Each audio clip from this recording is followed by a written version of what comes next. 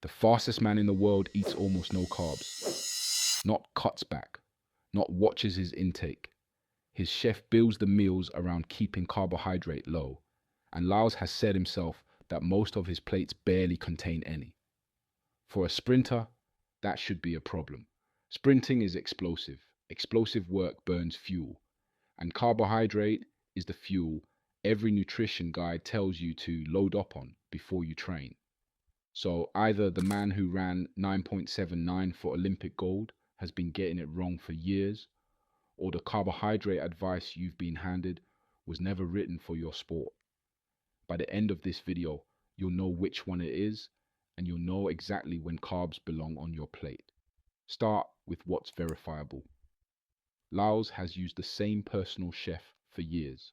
Ronald Field, known as Chef Rallo, prepares around 10 bespoke meals a week. Come out twice a week and I cook for Noah and Josephus. I split the meals up, I cook 10 meals a week. Built around low-fat and low-carb options and worked around Lyles' food allergies to keep inflammation down. Lyles has described the priority order himself: more greens than carbs, protein second. He said it sounds complicated, and it really isn't. He's still eating normal food. He's just controlling how much of each thing is on the plate. And if you're expecting the part where he turns out to be inhumanly disciplined about all of it, he isn't. I was really into Raisin Bran, but then they came out with Raisin Bran Crunch, and I was just all over it. Necessities. So this was never restriction for the sake of it. There's a specific logic underneath it, and if you're eating the way most sprinters eat, that logic is the thing you're missing. The reason it looks backwards is that almost every carbohydrate guideline you've ever read was written for endurance athletes. Endurance athletes get advised to take in 6 to 10 grams of carbohydrate per kilogram of body weight per day, because carbohydrate sustains long duration output. During exercise, that intake only really starts paying off past about 70 minutes at high intensity. Now put that next to what a sprint actually costs you. Researchers found that muscle glycogen doesn't normally limit performance at work rates above roughly 90% of VO2 max. Even high volume strength sessions only drain about 24 to 40% of muscle glycogen. A 100-meter race lasts under 10 seconds.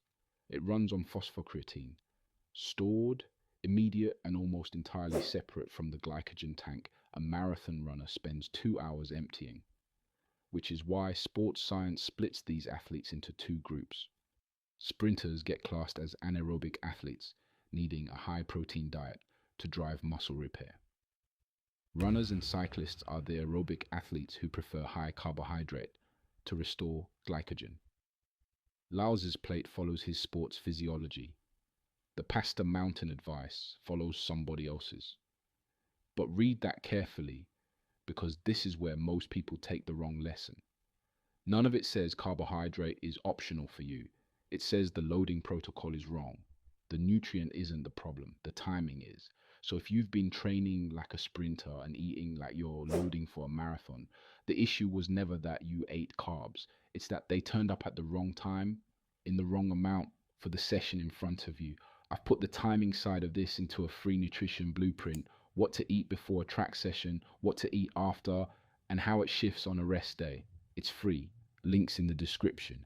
Anyway, before you rebuild your diet around one man's meal plan, there's a problem with that plan. Lyles isn't the only elite blueprint, and the other ones look nothing like his. I need the energy for training. I can pretty much have anything I want, like rice or dumplings or whatever. Julien Alfred won Olympic 100-meter gold in Paris. Asked directly about Lyles' approach, she said she isn't as strict as him, that she's disciplined enough to know what to eat and what not to, and mostly goes for fish, some carbs like rice and potatoes, and vegetables. Two sprinters, same event, same summer, both on the podium, two completely different plates. That contradiction kills the idea that there's one elite diet worth copying. What they share isn't the food, it's the reasoning underneath it. Copy Lyles' macros and you're guessing. Copy his reasoning, and you're right.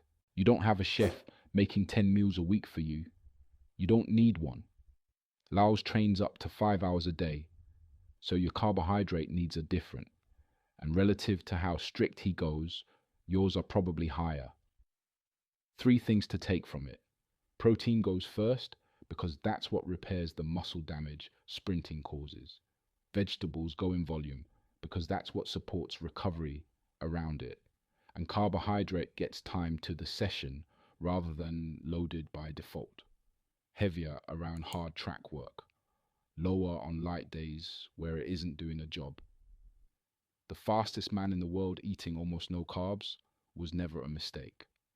It was a sprinter timing carbohydrate to his sport, while most sprinters are still loading like marathoners. That's nutrition handled. But nutrition is one of 3 things deciding whether the work you put in on the track shows up in your times. The other 2 are the ones your coach probably never covers, and they're the reason athletes with less talent than you keep improving faster. The full sprint recovery blueprint covers all 3: nutrition timing, sleep protocols, and injury prevention, built for sprinters specifically. Links in the description.